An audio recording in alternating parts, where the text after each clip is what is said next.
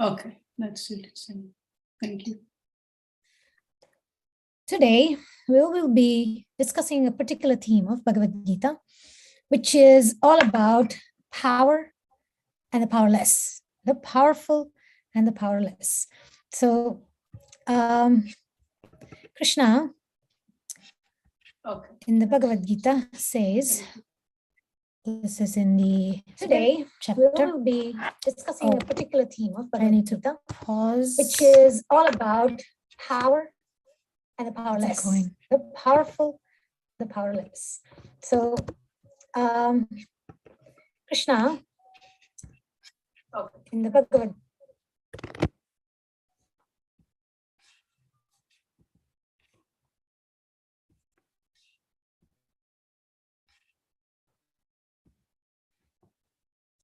O son of Pritha, do not yield to this degrading impotence. It does not become of you. Give up such petty weakness of heart and arise, O chastiser of the enemy. This instruction is very clear, and this applies to each and one of us in times when we are lazy and we don't want to do our duties, or in times when difficulties are there and we don't want to learn the lessons, and we do become weak. At least I do. And so that is the importance that Krishna is kind of very clearly telling his best friend Arjuna. So today I wanted to take like a different perspective on this particular instruction of Krishna, that he says, give up such petty weakness of heart. And so this point about weakness of heart can be explored in so many ways. We can write a whole book about it. So the petty weakness of heart in Arjuna's case is he's become soft-hearted and he's thinking, oh my God, how can I kill my relatives? How can I do this to my teachers? How can I do this to my grandfather? So his weakness is actually in the form of being compassionate.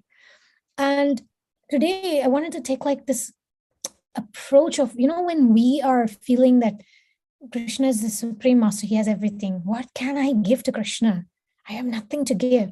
So that sense of weakness, like we may do artik, we may give donation, we may do external things, we may give up, say, money or some gifts or in charity, and we may engage the body. But our weakness that I want to touch today upon is our weakness is the feeling of impotence, and therefore not giving myself completely to Krishna. Okay, so to just give this quote here, Srila Prabhupada says, can somebody read this, please?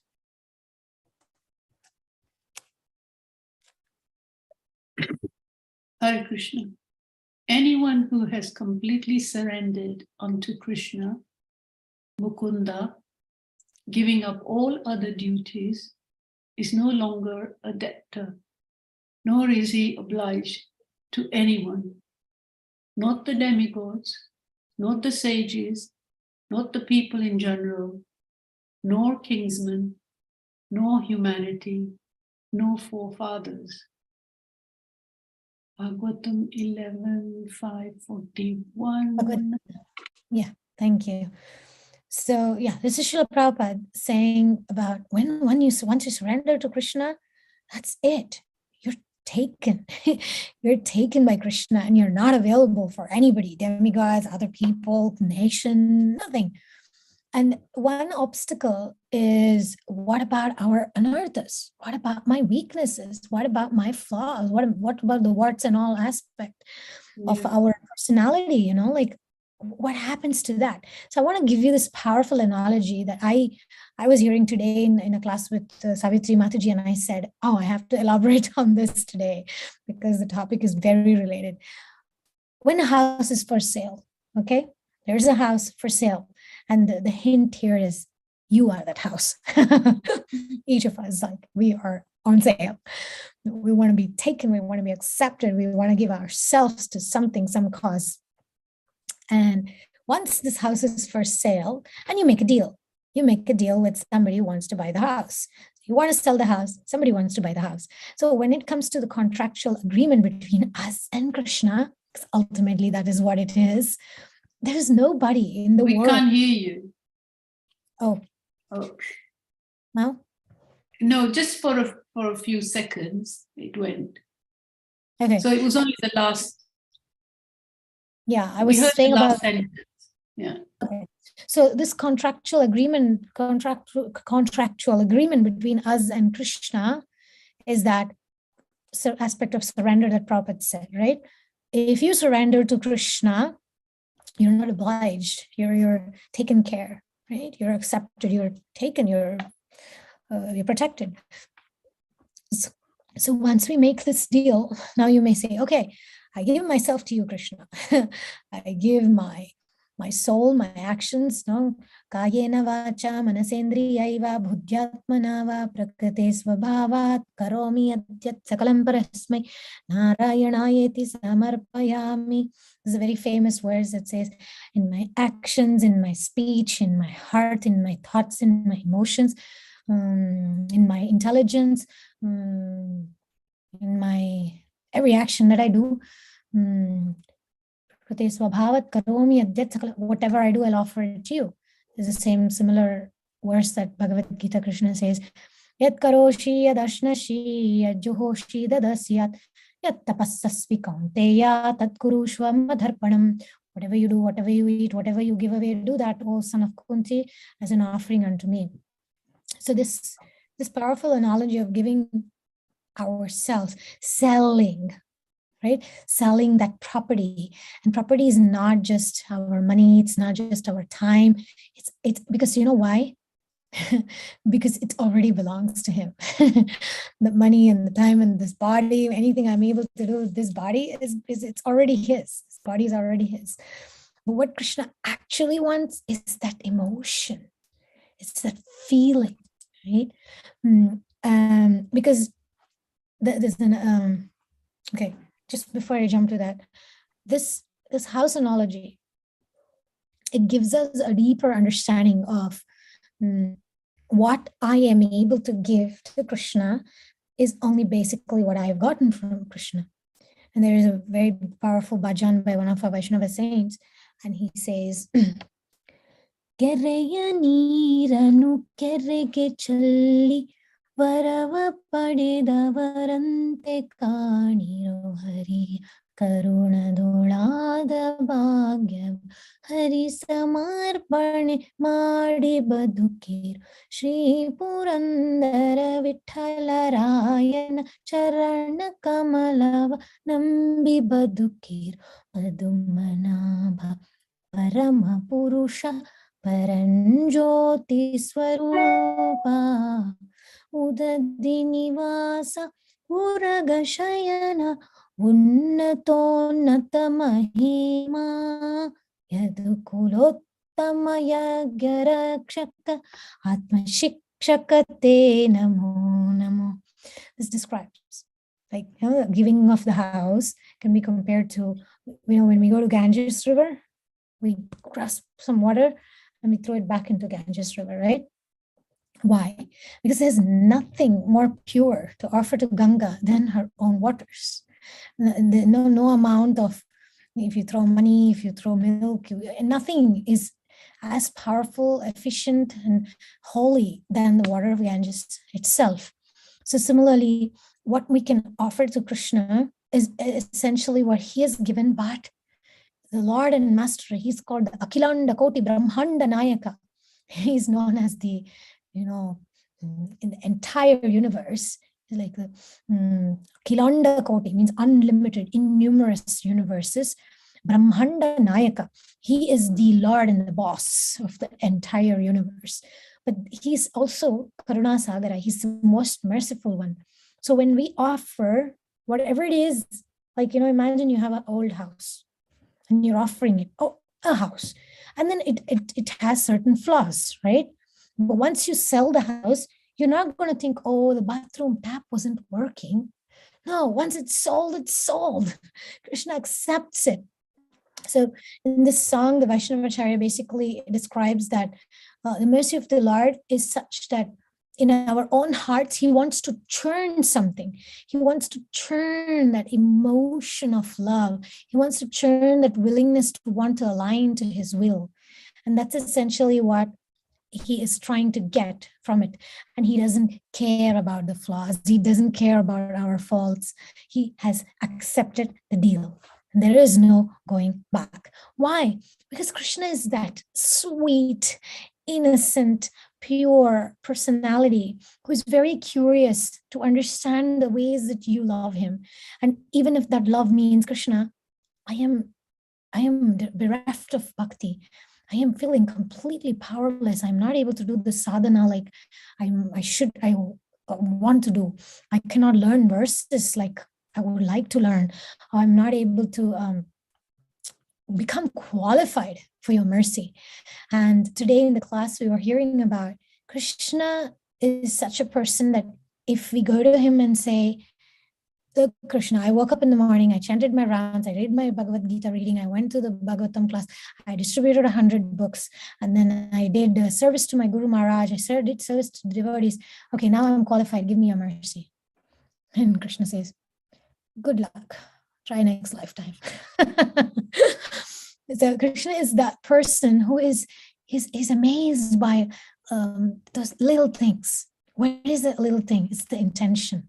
He's not mesmerized or attracted by the actions. He's actually mesmerized by those little intentions of doing something for Krishna, being something for Krishna.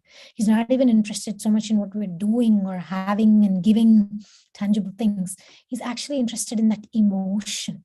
And he is the person who already owns the entire universe, right? The sun and the moon and the rivers and the oceans and the hills and the gems and all the successes of this world and of this world. He owns everything.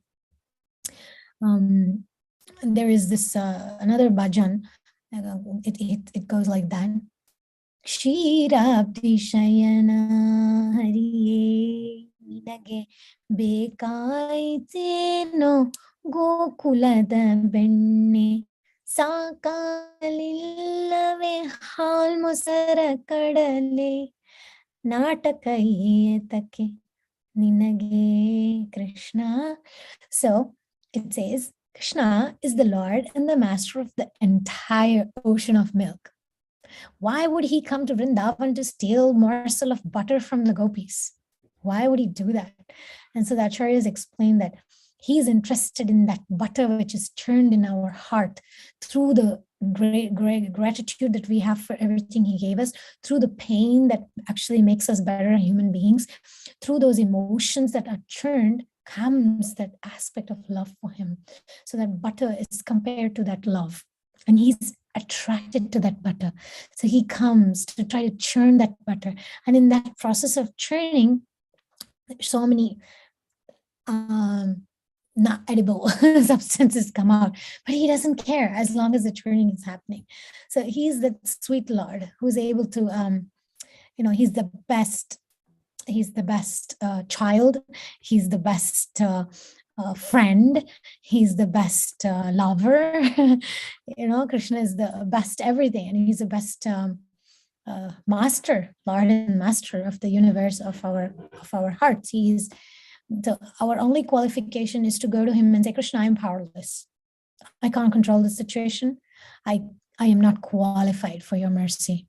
That literally, when we feel that and we embrace that, we become qualified for his mercy, because Krishna is not looking for our mundane material qualification. The only qualification he is looking within our heart is that honesty and that willingness to want to go to him, want a relationship with him, because everything else he has. So whenever my mind tells me, I can't give anything to Krishna. No, but there is something he wants. He wants that butter in my heart, which is churned due to different circumstances. There's a feeling that comes up for Krishna. He wants that butter. And then there's only one person that can give, that's me and you. I mean, each of us, like our relationship with Krishna is unique. So only you can give Krishna what he actually wants with you. And it's that sure, it's very delicious butter, which is in our heart. And it doesn't matter, even if we are, like I said, the house that is sold has some discrepancies. The wall is, the painting of the wall has been scrubbed off, the tap is not working. It doesn't actually matter, because we just go to Krishna and just say, Krishna, even those things are yours. I have nothing to do with it. It's your house. I've given you the keys. It's your business now. It's none of my business.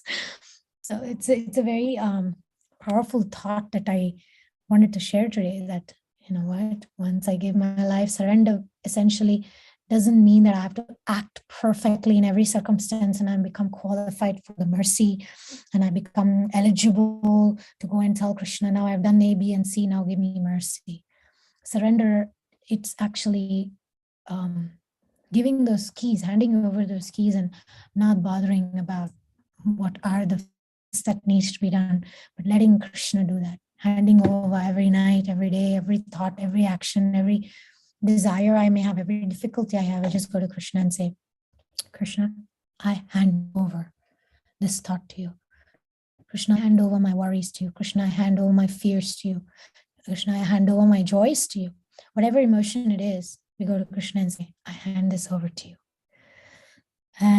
Yeah, he's such a Lord that it is said in the Vaishnava saints who say that Malagi Paramadharadi Padalu Kulitu Keduva. The Lord sits down and listens when the devotee is either lying down or even, like in this case, the devotee is blind. He's singing the glories of the Lord, and Krishna is very eager. He's so eager to see the emotions of the devotee. He's eager to see what are the feelings in the devotee's heart. He's so eagerly sitting and listening. Kulitu padalu niluva, nintare naliva, nalidare oliva, na nimagemba. When the devotee attentively sits down and sings the holy name of the Lord, calls out to the Lord very eagerly stands up. See, the sequence of the song is when the devotee lies down, Krishna sits down and listens. When the devotee sits down and sings, the Lord will stand up and listen. So that's like, when you take one step, Krishna takes 10 steps. If you sit down, he will stand up. And what to speak of, if you stand up and dance, if you stand up, he starts dancing. He starts dancing for you. He starts dancing out of joy, out of even in this case is a dance on the heads of Kaliya. So that's the break dance of Krishna, where he actually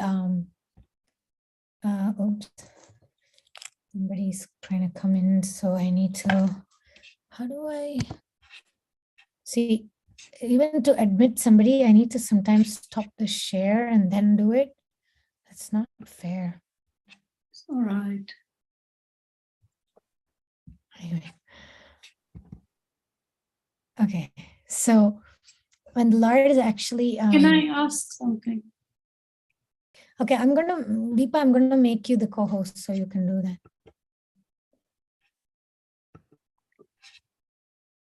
Okay, so when the Lord is actually standing up. Can I ask something? Yes. So what you're saying here is not how much you have surrendered, but the fact that you've surrendered what you can, right, is what is required. So yes, I'm really pleased to hear that, because I'm always like having a tough time saying, well, I'm not surrendered. But I'm really pleased to hear that. And the other thing is that you also said it's the being with Krishna more than the doing.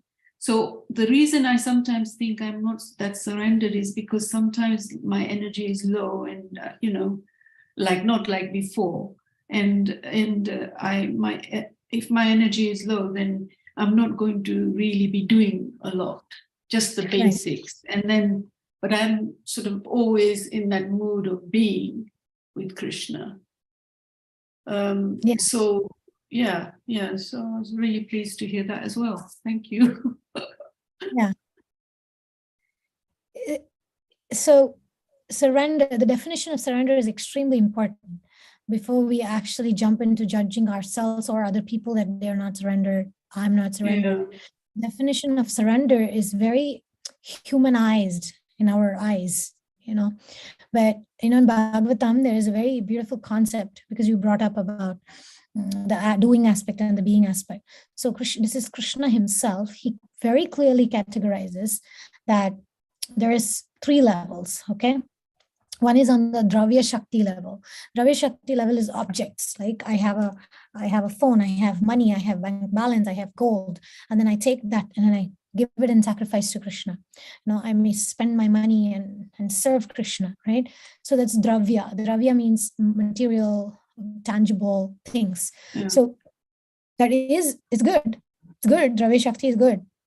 But according to Bhagavatam, Dravya Shakti is in the mode of ignorance, tamas, because it's manifested in terms of tangible objects which are destructible. It's destroyed. There's an end to it. And then also, there is it can be the beginning, right? Right. It can be exactly. a beginning. Yeah. Exactly. And then there is the Kriya Shakti aspect, which is in the mode of rajas or passion, which is about doing. Like I do parikrama, I do the artik, I take efforts with my body to go and distribute books, doing certain sacrifices with my body, with actions, right? So that is in the mode of passion, because I may do it mindlessly. Again, like I said, I may go and distribute books and chant and read and then come to Krishna and say, Krishna, now I'm qualified. Give me your mercy, right? So that's the Kriya Shakti aspect. It is not complete. But the Dhyana Shakti aspect is that being, is knowing that already whatever I'm going to give Krishna is Krishna's. If I'm going to do something, I'm going to do it with this body. So once you're in that alignment of the understanding that I already belong to Krishna, everything is his. So when you start with that being, when you let's say rely on that being, naturally your body will align to actions that's pleasing to Krishna. Naturally you will feel to give charity and be of service to others and share your property with others meaning in service of Krishna. But if we start with Dravya Shakti and we say, let me first give and do and then feel, okay, I did my part, or I am, like if we depend too much on actions or tangible items, coming to Jnana Shakti, coming to that point of realization. Jnana Shakti essentially means realization that I'm Krishna's and Krishna is mine.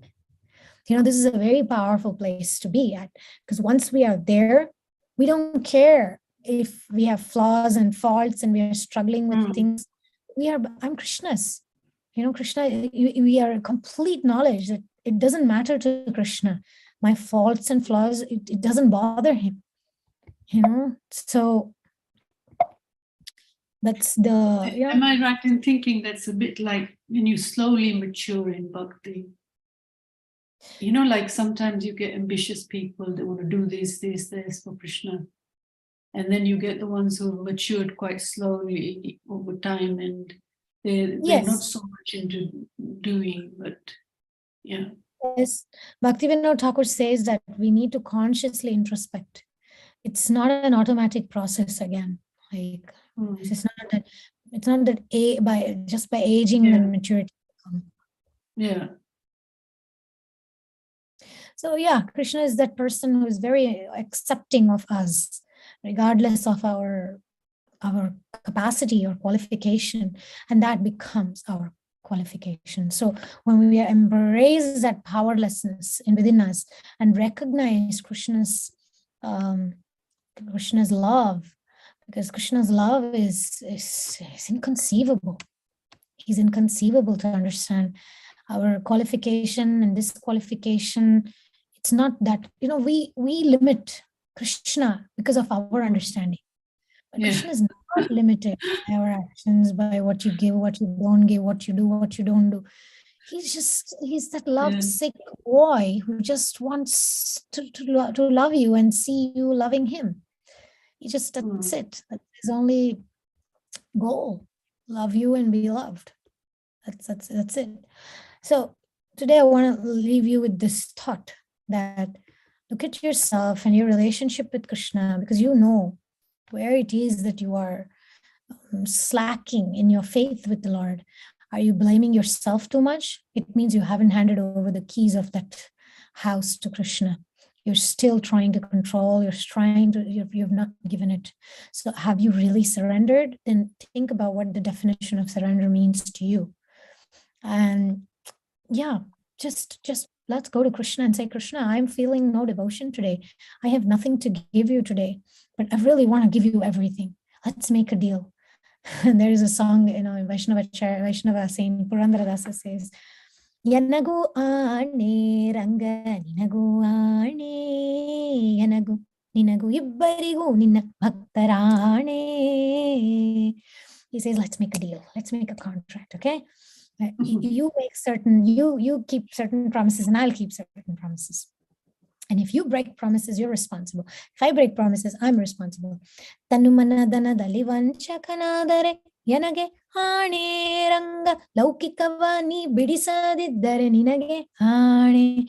In case I betray you with my body, my mind, or my words, then it's my fault. I'm breaking the agreement. But your side of the agreement is, if you don't make me give up my material desires, then it's your fault. It's a good deal, right? Say that again. Say that again. My side of the contract is, if I betray Krishna with my body or my mind or my words, Tanu, Mana, Dana, also wealth. Tanu means body, Mana means mind, and wealth. If I betray you in any of the three, betray basically means, invest it elsewhere other than Krishna. Okay, that's betrayal. If I invest my body, my thoughts, and my wealth in a separate place other than you, if I betray you, it's my part of the contract broken. So I'm to be blamed. But that part is valid only if you keep to your part, which is you're going to make me give up material desires. So it's it's very clever, because as long as Krishna, very clever, as long as you don't take away my material desires, it's your responsibility. And then Kumanujara Sangava ಮಾಡಿದರೆ ನಗೆ ಆಣೆ ರಂಗ ಲೌಕಿಕವಾನಿ ಬಿಡಿಸದಿದ್ದರೆ ನಿನಗೆ ಆಣೆ. Wait, this is a saint called Purandaradasa. Oh, okay. Purandaradasa. Not heard of him. So no, this one is what's that?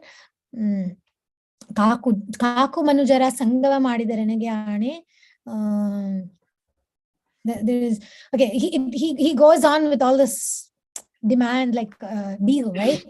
So if I don't give up bad association, then it's my fault. But if you don't give me good association, then it's your fault. Then he says, and then another line also comes, like, I can't remember exactly. Really, right, really sticking up for humanity there to God. And then he says the other part also, like, what's the other one? ಶಿಷ್ಟರ ಸಂಗವ ಮಾಡದಿದ್ದರೆ ಎನಗೆ ಆಣೆ ರಂಗ ದುಷ್ಟರ ಸಂಗವ ಬಿಡಿಸದಿದ್ದರೆ ನಿನಗೆ ಆಣೆ. Shishta means saints or saintly devotees, right? Sattvic devotees, shishta, good people. So if I don't take the association of good people, it's my fault. But dushta means the bad people, right? So if you don't cut off the negative people in my life, then it's your fault. So literally the whole song entitles Krishna as more responsible, because that's the point of powerlessness.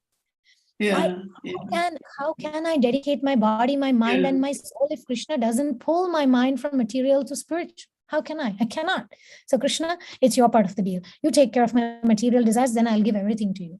And then if we do feel like that sometimes, isn't it? Like you feel that I've done my bit and I'm still not there with it, and then I've just got to leave it in prayer, because you just can't go any further with it. You're And trying really and that's, hard. and that's the reason that the qualification comes only when we accept that powerlessness. Yes, Only yes. that power, like when we say, I can't do this, I give up, that's when the real journey in Krishna consciousness But begins. I do sometimes think, when I think like that, I'm not being responsible. Like I'm giving the responsibility away. And so I feel I should be responsible. That would stop me from thinking like that. Like That's completely. the whole aspect of karta dilemma. Are you the doer or Krishna is the doer? You know, there's a whole dialogue. But the point of this talk today and the verses that I shared in the beginning and these songs that I shared, the whole point is that Krishna is in control. And it's a very simple principle. And yet we have difficulty in accepting our faults and flaws. But Krishna has no difficulty in accepting us as a full package. But we're still struggling.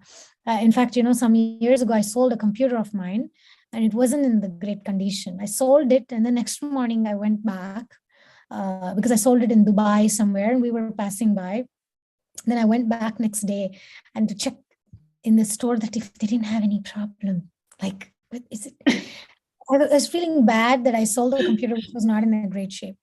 And then the shopkeeper just looked at me and said, Madam, you sold it. It's now mine. It's none of your business what happens with it. Why are you worried? And so, you know, and even today in the discussion today with Savitri Mataji, that was a point. I'm Krishna's. And whatever is my fault and flaws, it's also Krishna's. So there's nothing I can actually lament about because I belong to Krishna. So it's a realization, you know, it has to come from that sense of giving all the circumstances, all the suffering, all these mistakes we make. You know what?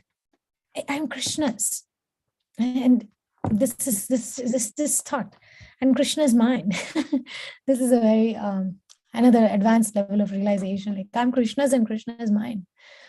And so when you know when we are with the husband, wife, or children, we embrace the other person with their faults. We don't separate, right? This is a good quality of this person, this is a bad quality. This is the person, and we accept the person. And there's nobody who can accept us like Krishna. So that's the point. So isn't it also like thinking that everything that has happened or is happening is Krishna's will? Yes, it is. Yeah, but that's the hard part, isn't it? To think that everything that's going on, all the horrible things you see and whatever, it's all part of Krishna's will. Well, there's some lesson there, definitely. Yeah. And as long as we don't learn the lesson, things will be coming back to us and there is something to learn. But as soon as we learn that lesson, then we see things differently. And the point is to keep our side of the street clean. When we see things going wrong outside the world, we say, why is this bothering me? What is it that I can do to improve myself? And to have that faith that Krishna's got it. He's the controller. I'm not. So there's really no place for lamenting, is there? Actually, that's what Krishna tells us. We do a lot of that, but there's no need. Yeah, like, you know, when Arjuna says like, oh, they'll be dead and then people become orphans and the women will become widows. And, you know, he goes on, right? Wow, how can I do this? What will be the consequence? And then Krishna says, look, and then, I mean, the dialogue is about if there is a next life or not, right? Like there is this dialogue. And Krishna says, look, if there is no next life, you win the war, you win the things and you enjoy. If there is next life, you'll die in this battlefield. And when you die in a battlefield, you'll go to heaven. So you'll enjoy there. So there is no question of lamentation whether or not there is next life. And, you know, it doesn't matter anymore. So, you know, Arjuna is trying to find excuses, right? And Krishna is like, it doesn't matter whether you believe in next life or not. Regardless of it, it's best for you to fight. So it's the same for us. We will make mistakes. We'll mess up. It's the nature of this world, right? Making mistakes is one of the 4 human defects. But we need to get get up and keep moving forward, keep going further towards Krishna. So the only solution is not knowledge and all the, all the aspects of tricks of material world, figuring it out is not that. It's only that reliance and faith in Krishna, that I want Krishna's will to be done. And yes, I did this mistake. There was something for me to learn. So Krishna let that happen. So let me see what I can do to learn my lessons and remember Krishna and all, remember Krishna always. So Rupa Goswami says, remembering Krishna is the point, is not us behaving perfect way. You see, look at the Vaishnava Sampradaya. It doesn't say the goal of life is for you to be perfect scholar, perfect sadhu, perfect sadhaka. That's not the goal. The goal is remember Krishna and never forget him. That's it. It's not about our behavior and our sadhana becoming perfect. That's the goal. It's not. That's not the philosophy. It's knowing that Krishna, whatever happens for the best of me is happening, isn't it? Yeah. And that's relying completely on Krishna. Yeah. And knowing that whatever he does, it's for the best. And that faith is what really connects you to Krishna. Yeah, and sometimes it's not easy. No. I remember in my more difficult days, that's all I kept thinking.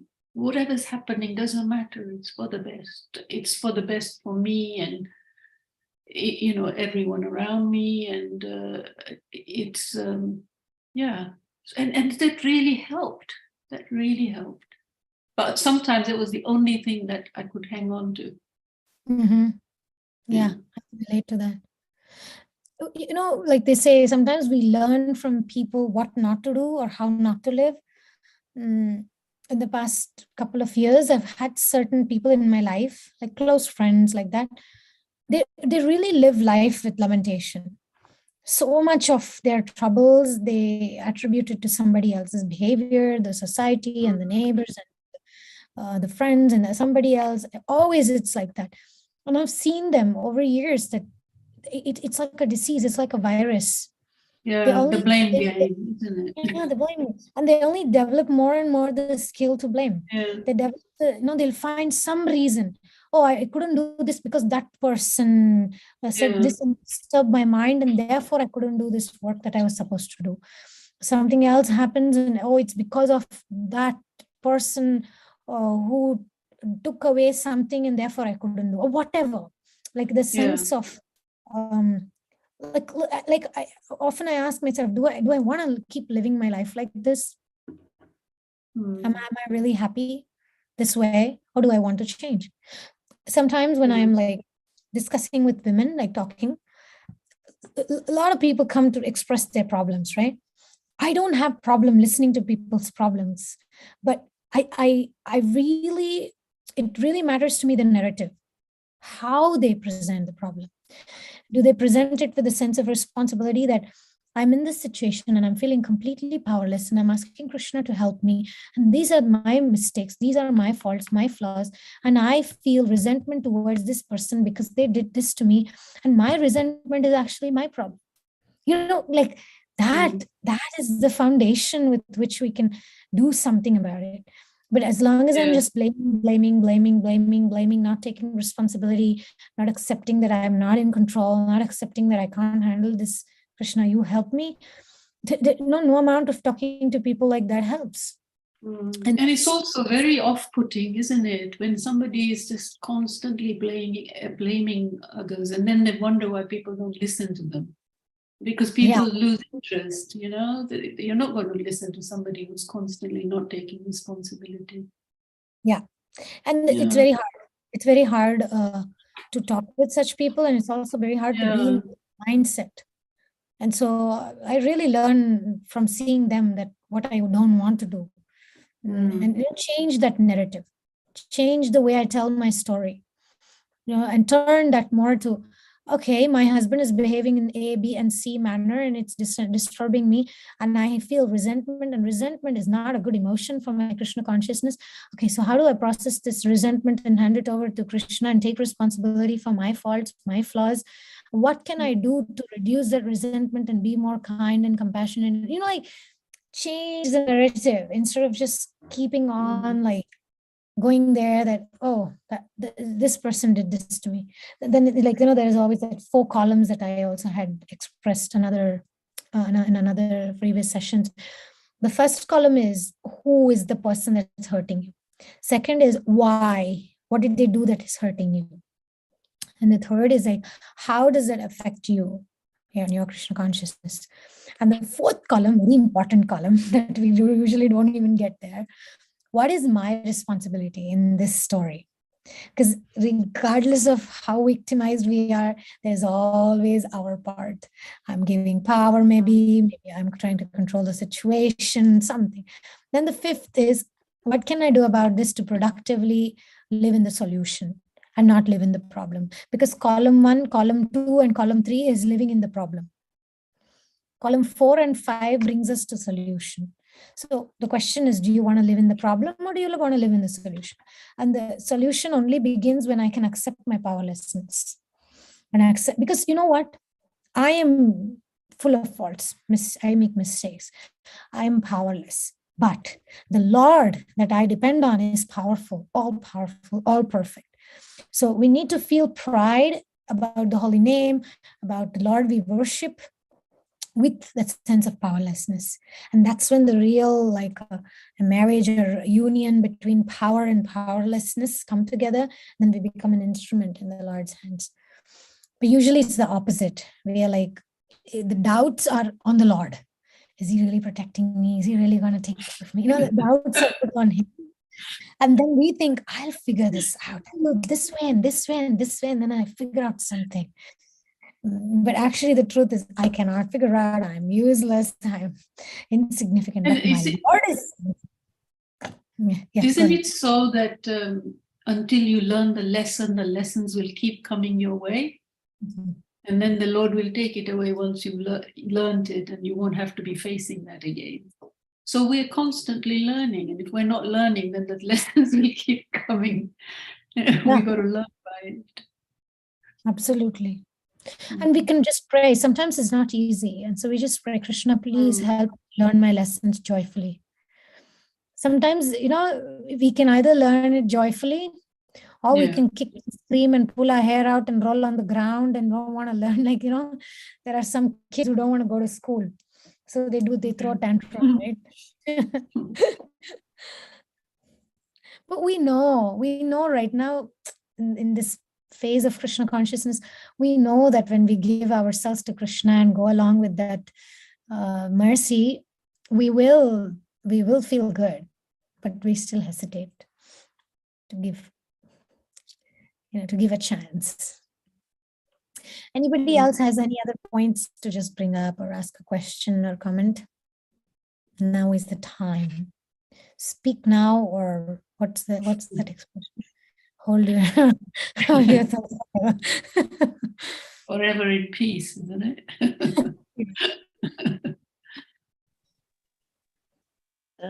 Yes, wonderful points about trusting Krishna, and it's interesting that it's like not trusting Krishna. I wouldn't say that it's really on some completely conscious level, that I would like really consciously think, oh, I can't trust Krishna.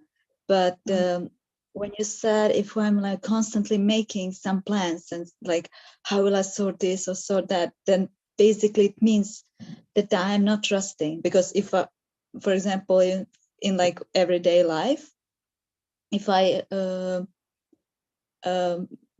divide some service, something what needs to be done with somebody, and if I trust person that the person will do this part of the service job that we agreed, then I will just peacefully do my part, and not maybe just check like just for like how is it going, and or even not that.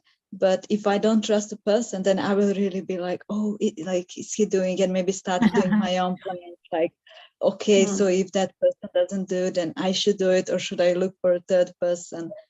So I was just thinking how really in everyday life, this not trusting person would be seen in that way, that I would start making some plans.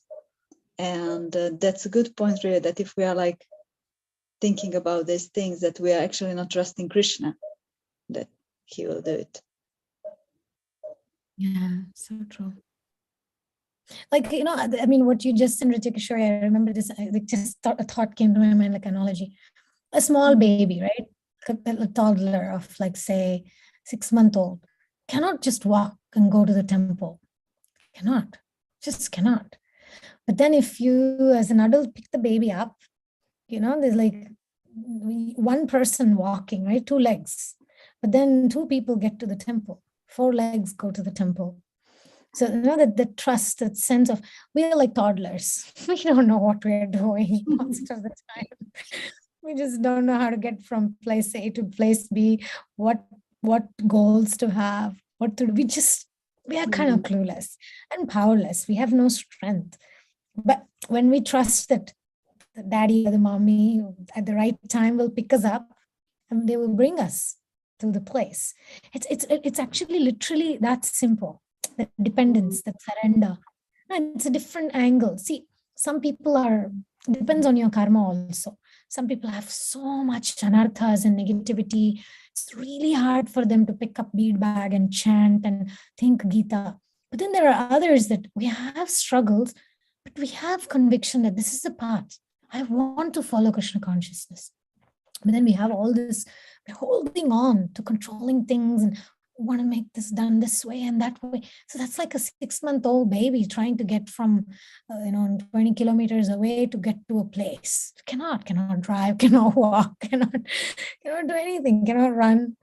So when we accept that truth about us, we just wait for the Lord to pick us up, right? Like what Jesus said, like trust, just trust that the Lord will guide me. It's as simple as that. But it's the hardest thing, right? Because the mind is like the false ego. The false ego is like, kills us. Yeah.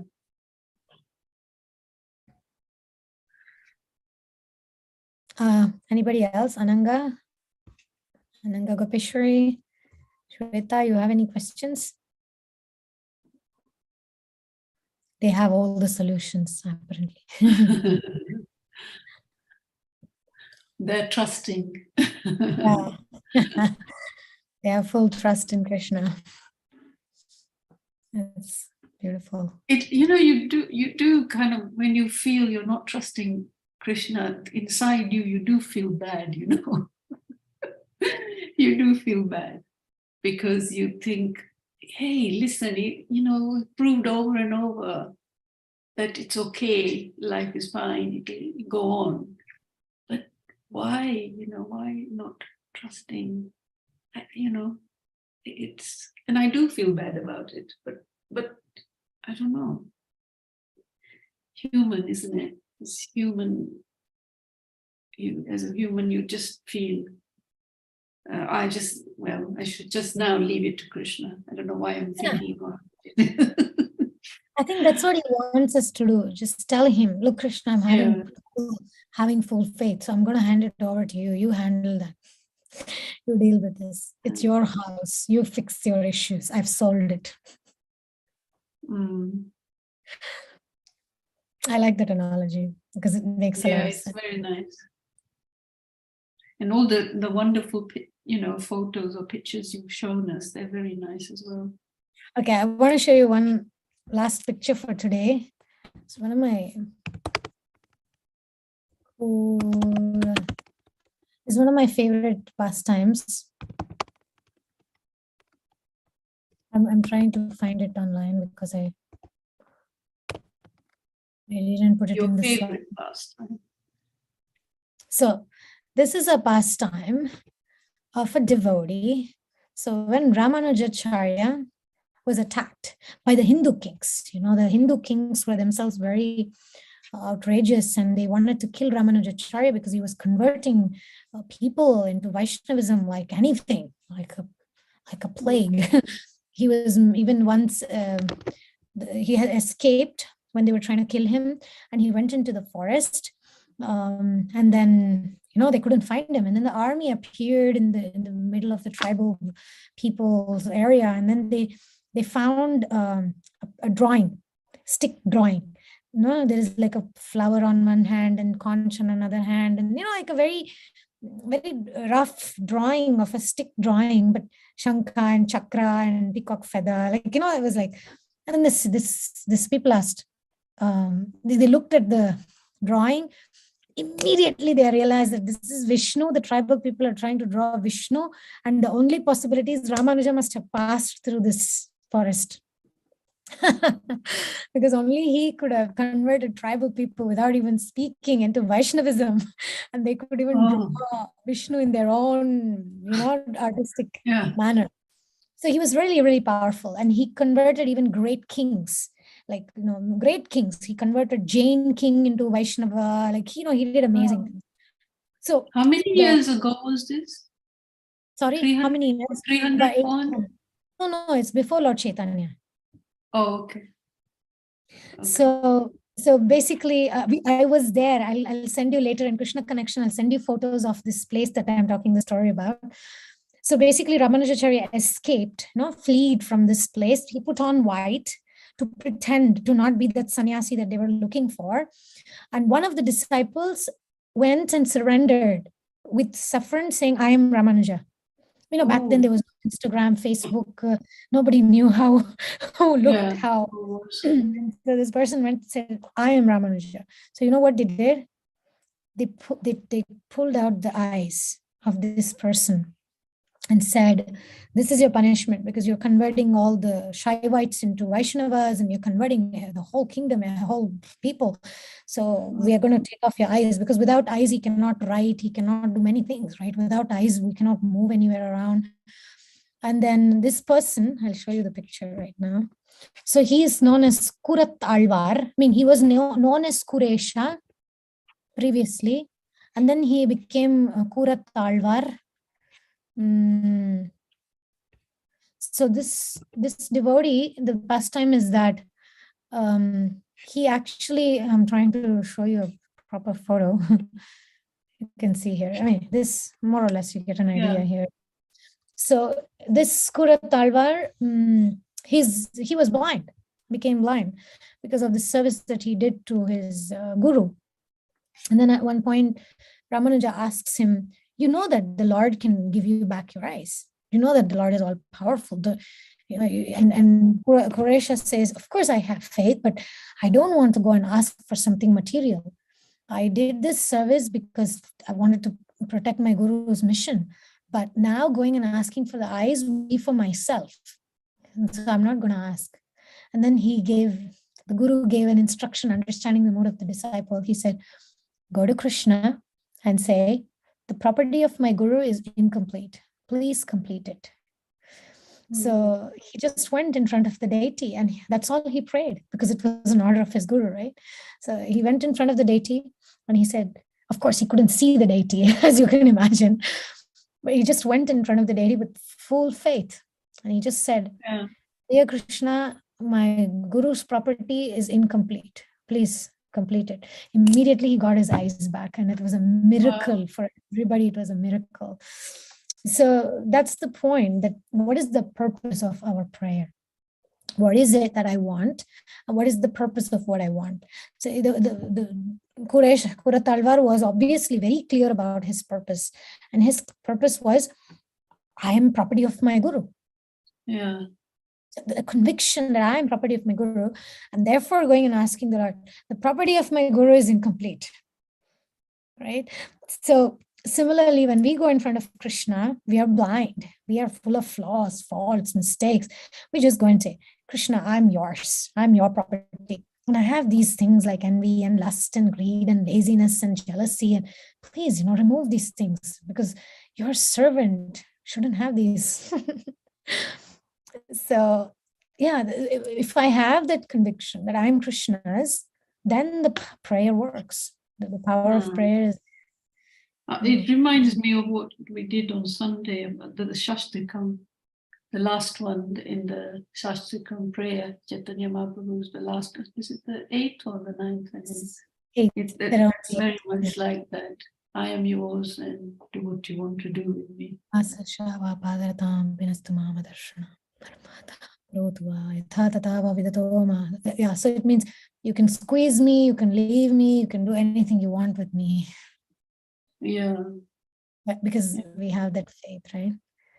And yeah, this is a Yeah. good meditation to end with today. We can meditate about the property of the Lord. This body is mine. This is the Lord's. I'm yours, Krishna. And then if we have certain things that are bothering us, we only ask for the property of the Lord to be serviceable. I think accepting the powerlessness is a real good place to start. And then you move on from there. But accepting that is very difficult because our false ego won't let us. Yeah. So, false ego is the biggest obstacle. Mm. So we officially But end our that's, life. being in this class has made it a bit easier. Yeah. My false ego is fighting right now, but it's, yeah, these discussions are very important to, reprioritize. Okay, one thing I was thinking is, okay, we'll end this and then we'll discuss offline. So, Hare Krishna. So those of you who'd like to discuss offline, please do come for our next Gita connection session. Because usually the discussions after the class is what is really interesting. Right? You mean now or